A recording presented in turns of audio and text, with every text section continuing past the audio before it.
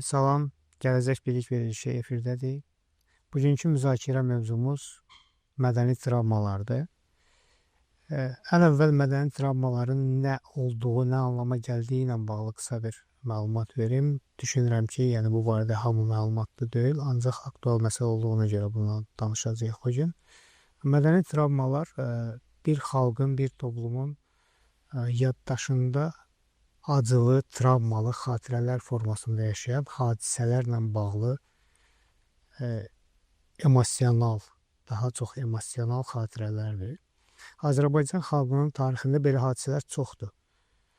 Məsələn, Azərbaycanın özünün parçalanması cənuba şimala, bu artıq bir mədəni travmadır. Azərbaycanın qonşuları ilə, məsələn, Ermənistanla konflikti, oradan Azərbaycanlıların yurt yuvalarından didərgin salınması, bu bir mədəni travmadır. Qarabağ müharibəsi, bu bir mədəni travmadır.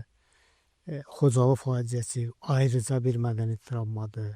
Bizim 18-ci ildəki milli dövlətimizin, müstəqilliyimizin 20-ci ildə Rus ordusu tərəfindən işğalı, bu bir mədəni travmadır. 20 yanvar hadisələri, bunlar bir mədəni travmadır.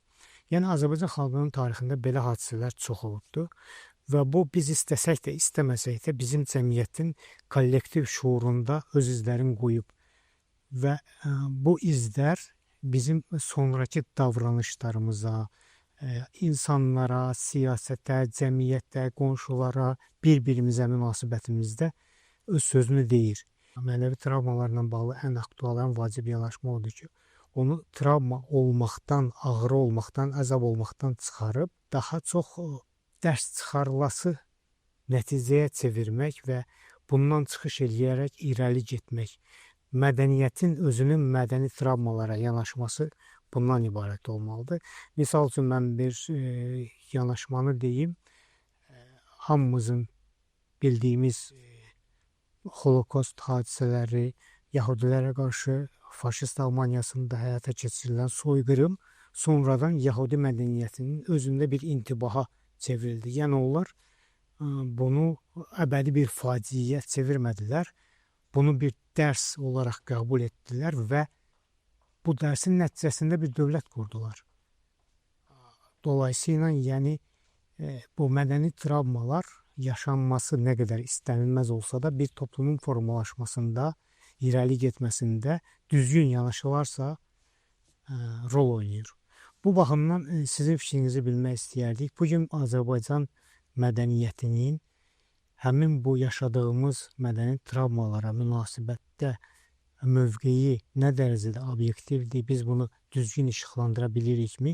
Və bir məsələni də deyim ki, mədəniyyətin özünün bu sahədə əsas rolu ondan ibarətdir ki, onu, bax dediyim kimi, travma olmaqdan çıxartsın, ağrı olmaqdan çıxartsın, dərsə çevirsin. Son zamanların hadisələri bunu göstərdi ki, sadəcə olaraq ağıllı bir siyasət, güclü bir güc qüvvələrinin olması, güc strukturlarının düzgün yerləşdirilməsi və torpaqların geri alınması bu mənəvi travmaları aradan götürür.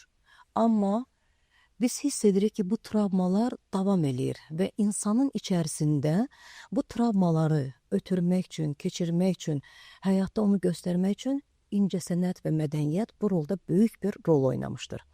Birinci Qarabağ müharibəsinə aid olan filmlər, İkinci Qarabağ müharibəsində olan filmlər, Birinci Qarabağ müharibəsində olan müharibələrin, mənəvi zədələrin alınması və nəticənin görünməməsi idi. Xalqda yalnız gələcəyə ümid olan bir, ehtiyac olan bir mənəvi dəyər gözlənilirdi.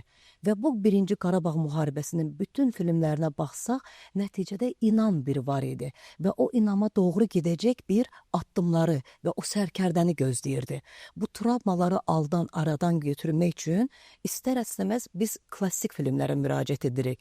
Bizim Koroğlumuz, Babəkimiz, Nəsimimiz, bütün bunlar onu göstərir ki, əsrlər boyu istəyir dini xarakterdən, istəyir ictimai xarakterdən, istəyir siyasi arenada olan olan filmlər müəyyən mənada xalqın mübarizəsinin nəticəsini göstərir, qələbəsini göstərir.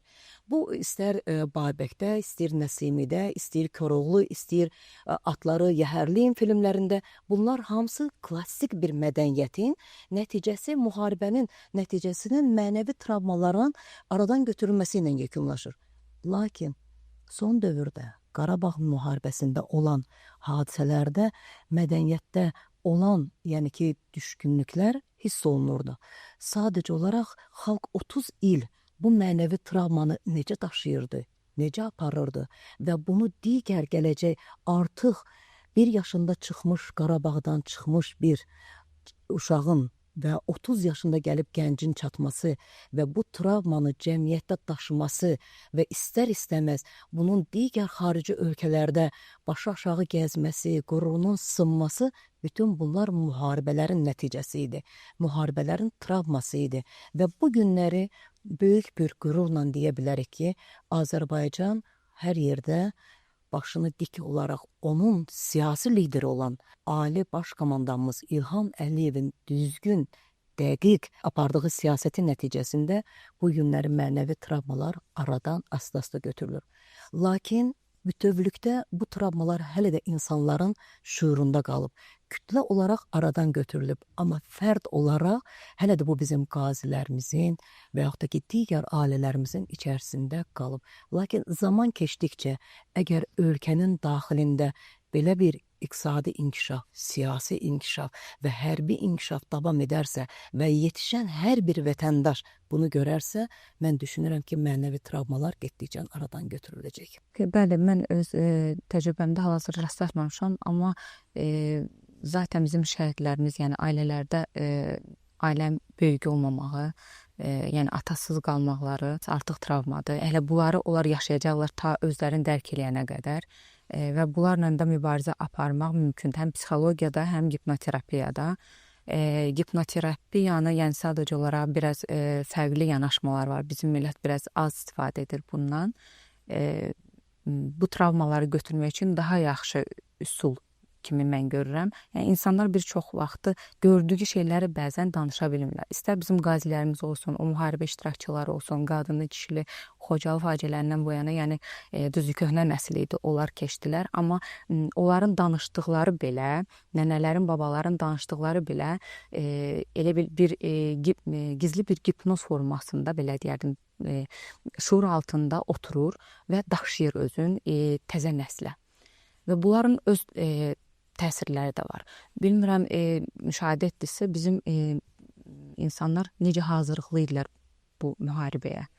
30 il sonra olsa da, yəni o daşı, elə bil ki, şuur altına gizli bir formada danışılan o travmalar, qorxular, hamısı elə bir acı kimi yığılıb qalmışdı və hər kəs hazır idi ki, əlinə bir silah götürüb müdafiəyə girsin. İstir qadın, istir kişi, istir uşaq. Yəni mən bunu özüm şahid oldum, dinləyərək ki, hətta körpəsinə verər balaca yaşı, mən də gedərdim, bunu edərdim belə. Yəni bu psixologiyadır, bu da hamısı şuur altında qalan bir şeydir. Biz bəzən ötürük üstündən keçirik, amma şuur altı bildiyin buraxmır. Hər nə yaşayırıqsa, hər şey şuur altında qalır. Sadəcə olaraq zamanla, özünə lazım olan bir zamanda onu üzərinə çıxartacaq. İnsanların bəzən danışmağına ehtiyac qalmır. Hipnoz zamanı sadəcə olaraq onlarla danışdığımız zaman müəyyən bir üsulları var. Hipnozun onları tətbiq etdiyimiz zaman insanlar rahatlıq və o problemləri özləri çözürlər öz beyinlərində. Dediyiniz o müharibəyə hazırlıq məsələsi, həmin o mədəni travma dediyimiz 30 ildə yaşanmış, şuur altında formalaşmış və bayaq sözümün əvvəlində dedim, dərsə çevrilmiş mədəni travmanın nəticəsidir. Yəni müəyyən mənada o ağrı idi, müəyyən mənada belə deyək, əzab verirdi insanlara, ancaq həm də mübarizəyə kökləyən bir təbliğat getdiyinə görə istər mədəniyyətdə, istər mətbuatda, istər siyasətdə daha çox mübarizəyə yönəldiyinə görə həmin o itki, həmin o travma insanların 30 ildən sonra müharibəyə bir gündə hazır olması ilə nəticələndi. Bu baxımdan sizin fikrinizi bilmək istəyərdik. Bugün, yəni böyük bir nəsil var ki, onun yaddaşında nə qədər ki bu nəsillər yəni hələ nəsildən nəslə ötürülə gedəcək və biz bu coğrafiyada yaşayacağıq. Yəni ermənilərlə qonşu olacağıq, Rusiya ilə qonşu olacağıq, amma bu iki xalqın fakt olaraq bir 20 yanvar faciəsi, bir Xocalı faciəsi, bunlar ikisi bizim yaddaşımızda, yəni kollektiv yaddaşımızda mədəni travma kimi qalacaq. Biz bunu mədəniyyət formasında necə edə bilərik ki, bu nifrətə çevrilməsin, yəni hansısa bir xalqa qarşı nifrətə çevrilməsin, sadəcə dərs olaraq gələcək üçün nəticələr çıxarmaq üçün, unudulmamaq üçün yaşadılsın. Əslində, deməli, 1-ci Qarabağ müharibəsindən 2-ci Qarabağ müharibəsinə keçid dövründə nifrət böyümüşdür. Əgər bu nifrət olmasaydı, bəlkə də biz o qələbəni qazana bilməzdik. Demək, nifrət də müəyyən mənada müsbət işlər görür. Və bu nifrəti sadəcə olaraq sıradan götürmək mümkün deyil. Sadəcə olaraq o yaddaşlarda nifrət kimi qalmasın deyə onun təbliğatını başqa istiqamətdə yönəltmək lazımdır. Məsəl üçün, bax, biz qeyd edirik ki, hər hansı bir hadisələrdə bizim Qarabağ müharibəsi, Xocalı faciəsi, 20 yanvar faciəsi, əgər mədəniyyət bu sahələri işıqlandırmasa, millətdə bir unutqanlıq mövcuddur. Və biz gələcək nəsillərə tariximizi daşımış olmayacaq. Amma tarix hökmən daşınmalıdır. Müharibə zamanı nifrət, sakit sülh zamanı isə artıq ideoloji silahların işə düşməsi lazımdır. Yumşaq güc qüvvələri ortalığa düşməlidir. Yəni, yumşaq güc qüvvələri qeyd eləməlidir ki, bax, sən mənim sərhədimdə yaşamısan və böyük bir mənə travmalar yaşatmısan. Və mən bunun zədəsini bir 50 il yaddaşdan çıxarda bilməyəcəm. Sovet dövründə deportasiya olmuşuq, torpaqlarımız alınıb deportasiya, millətimiz, xalqımız götürülüb oradan, çıxarılıb və bütün bu anlarda nifrət sakit amalda gedib. Çünki güc qüvvəmiz olmayıb. Bu günləri biz artıq o nifrəti əvvəlki müharibə dövründəki olan nifrətlə eyniləşdirə bilmərik. Bunu sadəcə olaraq təbliğata çevirməliyik, mətbuata çevirməliyik, maarifləndirməliyik. Bunları hökmən tarixin keçmişdən bugünə körpünü təyin etməliyik və bu körpüdə nifrət boyunları tədqiqata çevrilməlidir. Hansı proseslər nəticəsində bu nifrət alınıb və bu günləri bu nifrəti biz elmdə, tədqiqatda, beynəlxalq arenalarda deməliyik və sübutlarla yetirməliyik. Bu günləri artıq güc qüvvəsi ilə torpaqlarımızı aldıq, silahlandıq. Bu günləri amma biz yenə ermənilərlə yaşamalıyıq, ruslarla yaşamalıyıq, sərhəddimizi çevirə bilmərik və bu sərhəddin digər xəritəsini verə bilmərik heç cürə. Bugünkü nifrət artıq elmlə davam olmalıdır.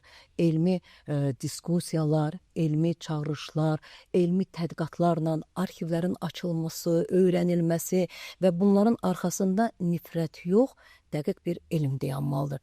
Həmin elm vasitəsilə nifrəti elmə, tədqiqata çevirmək lazımdır. Mən belə düşünürəm. Düzdür, mən də razılaşıram, amma burada təzə nəslə də bunları çatdırmaq lazımdır. Hansısa bir formanı tapmaq lazımdır. Hansısa bir forma deyəndə əslində biz bilirik o formanı. Bizdə dədə-babadan qalıb o. Bayatılardır, muğamdır, filandır. Bunlar hamısı transformasıdır. Hardasa hipnozun bir başqa formasıdır. İnsanlara elə bil danışdıqca biz bəzən elə bilir ki, uşaq bizi dinləmir.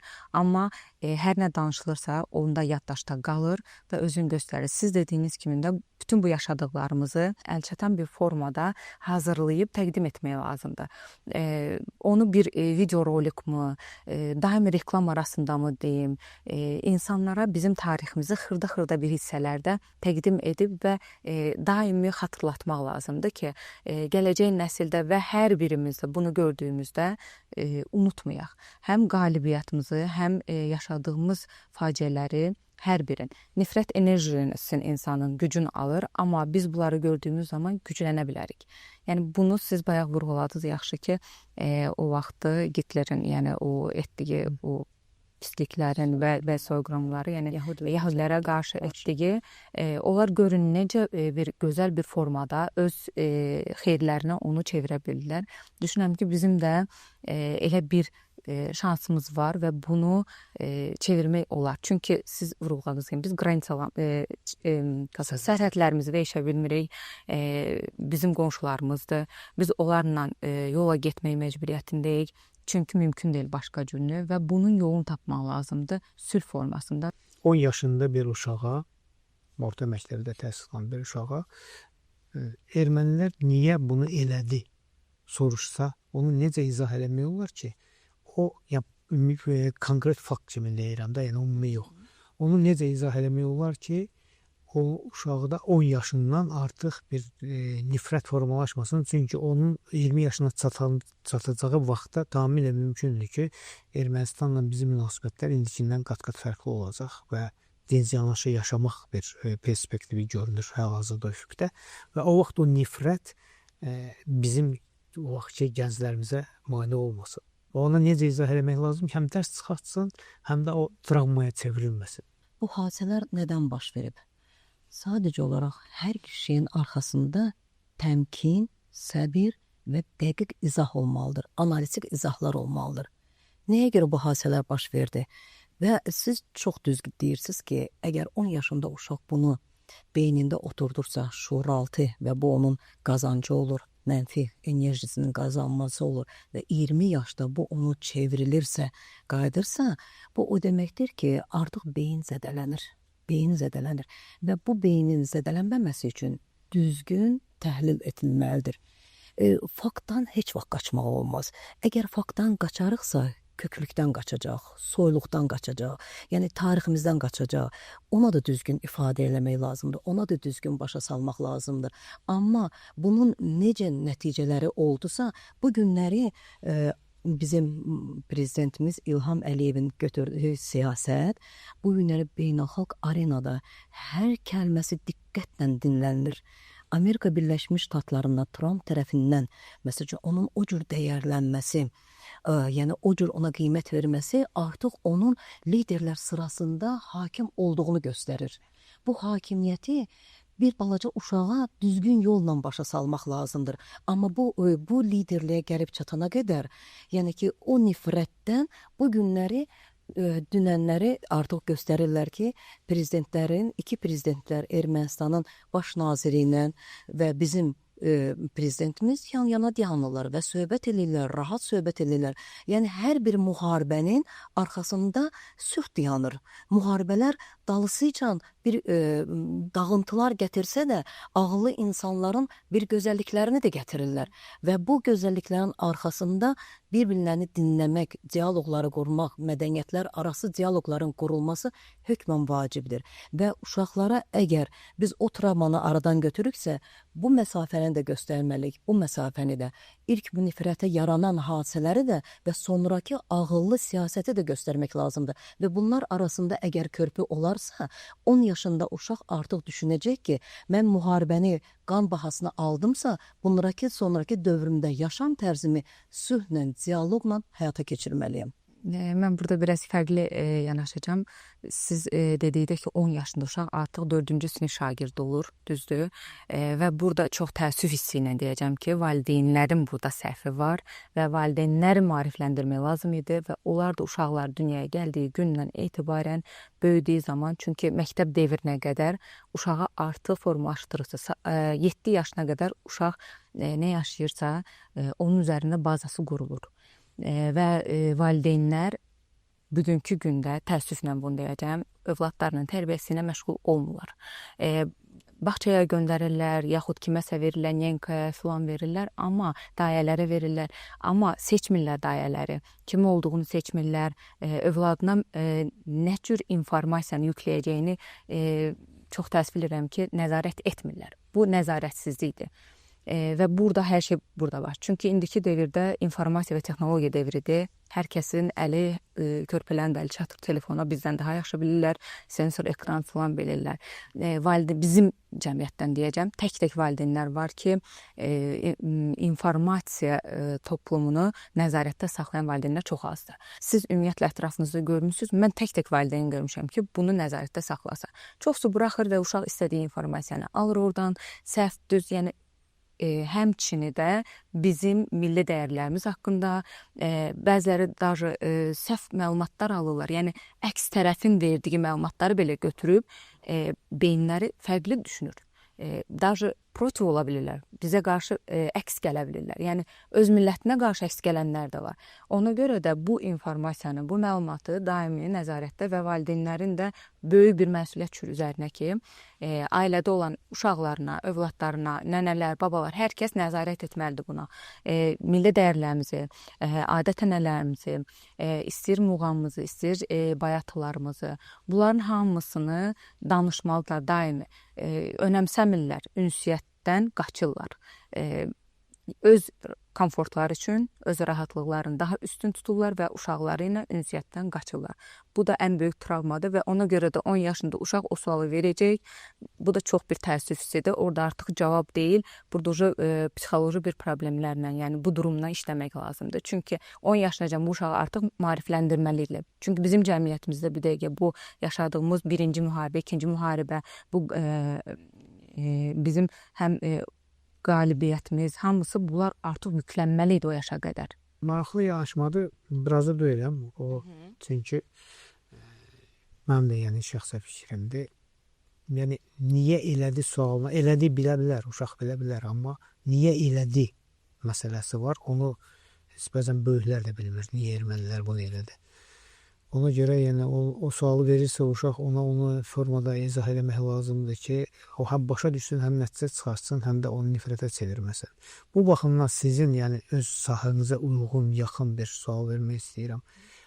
Bax bu kimi kütləvi yaddaşa çökən travmalar insanların fərdi olaraq psixologiyasında özünü necə büruzə verir? Yəni o travmanı yaşamamış bir götürək bir normal sağlam bir cəmiyyətdən tutaq ki, hansısa bir dinc sülh şəraitində yaşamış bir 10 yaşında uşaq və müharibə içindən çıxmış, qaçqın həyata yaşamış filan itkilər görmüş bir 10 yaşında uşaq.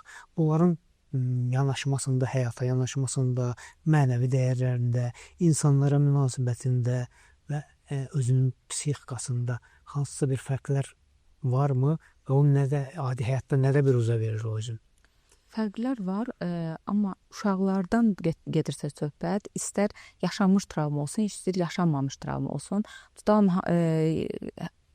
bir uşağın dostu var, belə deyəcək, o müharibə zonasındadır, digər isə sülh bir yerdədir və onun oradan yaşadıqlarını, dostunun yaşadıqlarını bu uşaq da eynisini yaşaya bilər. Yəni belə deyim də sizə, onun o odun içində olması, o deməkdir ki, burası odun içində deyilsə, əgər onunla kontaktı varsa, o da eynisini yaşayır. Yəni zaten uşaqların baxışında, dünyasında belədir ki, adi münaqişə belə müharibə kimi bir şeydir. Valideynlərin adi savaşı, sözlərin çəp gəlməsi uşaqlar üçün bu qlobal bir müharibədir. Ona görə də hər ikisinə təsir eləyə bilər. Eyni ərazi, məsəl üçün bizdə Azərbaycanın müharibə gedən bölgəsi var və müharibə getməyən bölgəsi. Bizim zonada müharibə olmayıb, amma hal-hazırda mənim orada bir qohumum, tanışım, yaxın qardaşım müharibə cəbhə zonasındasın, mən onunla bərabər eyni travmanı yaşayıram. Yəni biz hamımız onu yaşayırıq və bu bizim çöküntümüz verir. Sadəcə olaraq bizi bu dəqiqə güc verən və bizi çıxartan bu işlərdən nə olub? Bizim qalibiyyətimiz. Və bu qalibiyyətin üstündə dururuq. Travmalarımız olacaq. Çünki zaten insanlar informasiya toplumuna əziyyət çəkdiklərinə görə hər şeyi görürlər. Kinolarda, filmlərdə, yəni bu qorxunc bir şeylər zaten yaşayırlar.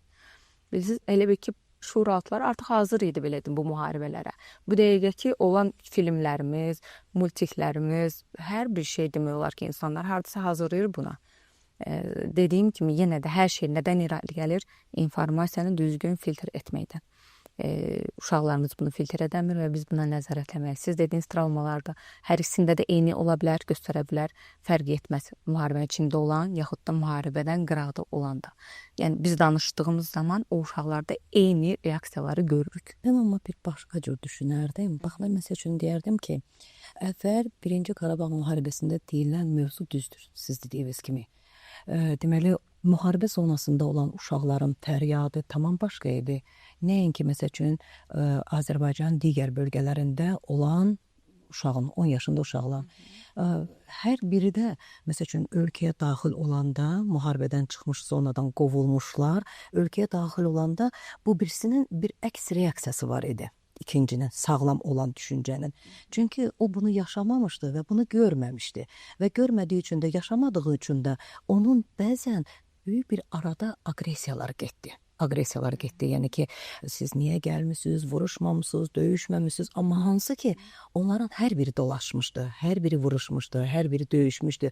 Sadəcə olaraq qüvvə bərabərliyi olmadığından məğlubiyyətlə yaşamışdılar da və buna görə də buradakı 10 yaşında uşaq artıq bu bir regiondan gələn, müharibə zonasından gələn uşağın travması ilə gəlib burada tanış olur, bir an onu qəbul etmir. O dalğanı qəbul etmir, onu özünə buraxmır, onu özünə yaxın eləmir. Amma zaman keçdikcə, təbliğat aparatları düzgün işlədikcə, artıq bu sahədə də yaşayan insan, bu regionda da yaşayan insan eyni halı yaşamağa başlayır. Yəni ki, bunların arasında fərq götürülür. Əvvəl əgər fərq götürülmürdüsə, bu 10 yaşlı ilə bu 10 yaşlı arasında, uşaq arasında bir psixologiyasında bir yəni ki, durğunluqlar var idisə, artıq bu dalğa onu gətirib bu məkana yetişdirəndə bu insanda o informasiyalarla doldu. Və buna görə də son axır illərdə aprel döyüşlərində artıq istər böyük, istər kiçik, artıq bu müharibənin yekunlaşmasını istəyirdi. Bütün Bakının, bütün əskər zonalarından hərbi xidmətlərə ki göndərirlər, oralarda artıq Bakılı, rayonlu, Aran zonası, Cənub zonası söhbəti yox idi. Artıq onlar yetişmişdilər. Artıq o dalğanın zədənisini almışlar. Yəni ki, yaralı insan, sağlam insanı da yaralmışdı. Mənən zədələr, travmalar alınmışdı və bu travmaların aradan götürülməsi üçün bir qığılcım lazım idi və o qığılcım artıq baş verdi və onun nəticələri də göz qabağında oldu. Yenə də yəni ona durur ki, informasiya ötürmə. Yəni informasiya və kommunikasiya. Əvvəl daha çətin idi, telefon yox idi, informasiya ötürmə şeyləri, abarudanisi yox idi, amma indi daha rahat, yəni oldu anında ötürürlər. Yəni ona görə də biz bunu canlı yaşamış kimi bir şey. Yəni əvvəl əgər zaman lazım olsa, bu dəqiqə həmin o acını, faciəni ötürürlər. Ötürən kimin biz necə bir millətik, eyni qanlanıq demək olar hamımız və sразу reaksiyalarımız baş qaldır. Siz dediyiniz şeydə də həmin şey baş verdi. Yəni hamı bir deyib ayağa qalxdı və bu qalibiyyətimizin də yəni nəticə bəli. Bu bizim millətimizin yəni uğurudur.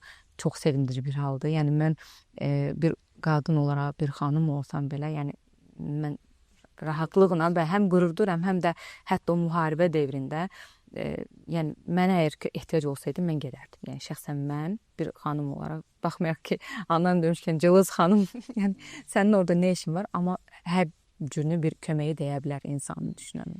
Bizim auditoriyalarımızdan, deməli, tələbə auditoriyalarından çox tez-tez biz bilavasitə onlardan ünsiyyət qururuq, ünsiyyət yaradırıq.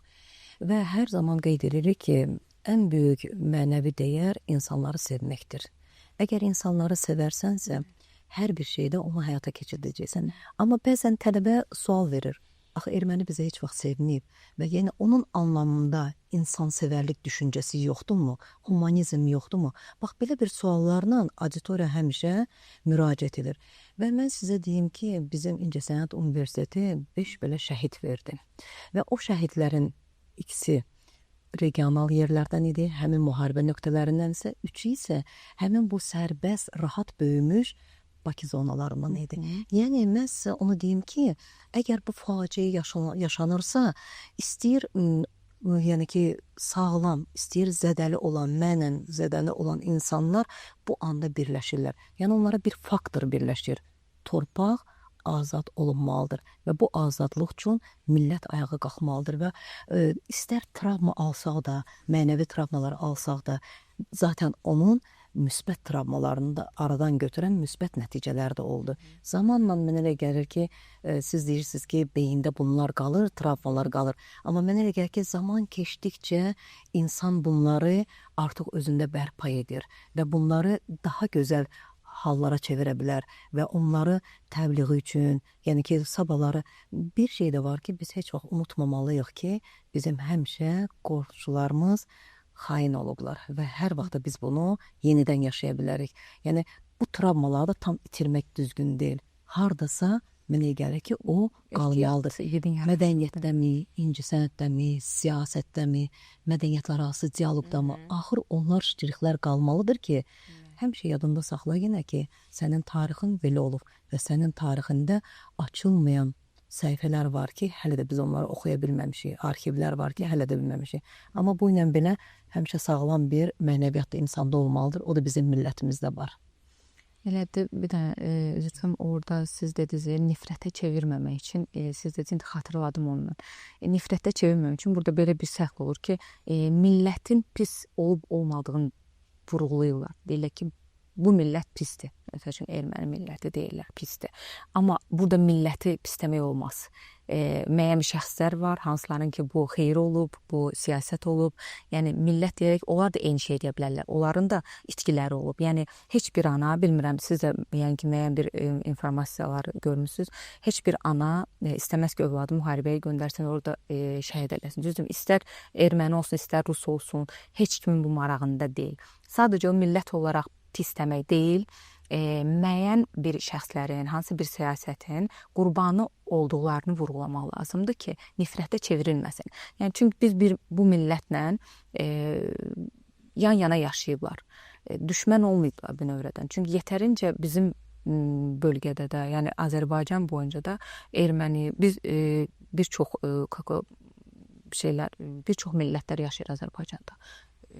Sayın deyəmlərəm, bəli, kultural dövlət, bəli, çoxdur yəni. Dövlət xalqlara bəli. Ona görə biz deyə bilmərik ki, hər millətdə pis də var, yaxşı da var.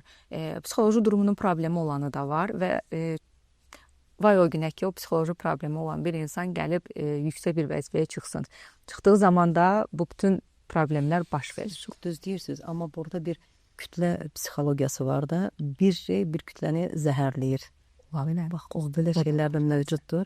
O kütlə zəhərlənən anda, yəni onun saxlanması üçün də bir bəlkə də əsrlər lazımdır ki, o yenidən həmin o əvvəlki siz dediyiniz kimi həqiqətən də ermənilərlə biz həmişə bir yerdə yaşamışıq, bir yerdə, yəni ki, əlaqələr də qurulub, yəni ki, bütün bir ailələr də yaranıb, bütün bunların nəticəsində, amma son etibarən bir insanın ideologiyası, bir siyasəti bəzən bütün kütlə şeyini çevirir. Kütlə psixologiyası ilə təsir edir və zədələyir onları. Bax, biz o zədələri görmüşük. O zədələr bəzən millətə xas olan xarakterləri yaradır. Sözsüz ki, hər millətin yaxşısı və pisi var. Düzdür.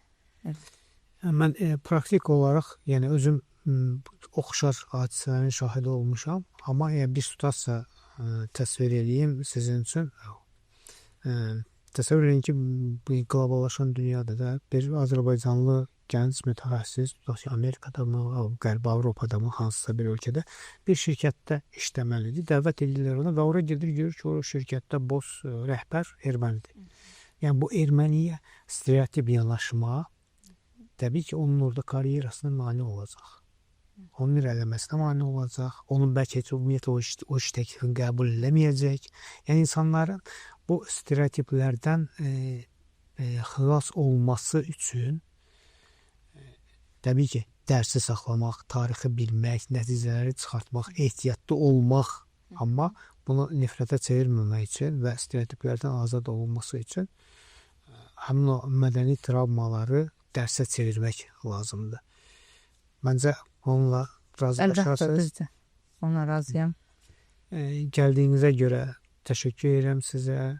Maraqlı söhbətinizə görə təşəkkür edirəm və ümid edirəm ki, inanıram ki, Azərbaycan xalqı necə bizim yaxın tariximizdə 90-cı illərin o mədəni travmalarını həzm edib onu qələbəyə çevirə bildisə, bu gün də ortalıqda olan həmin o mənəvi travmaları bizim hansısa daha böyük nailiyyətlərimizə, qələbələrimizə gətirib çıxara biləcək. Çox sağ olun, diqqətinizə görə təşəkkür edirəm. Biz təşəkkür edirik. Sağ olun sizə.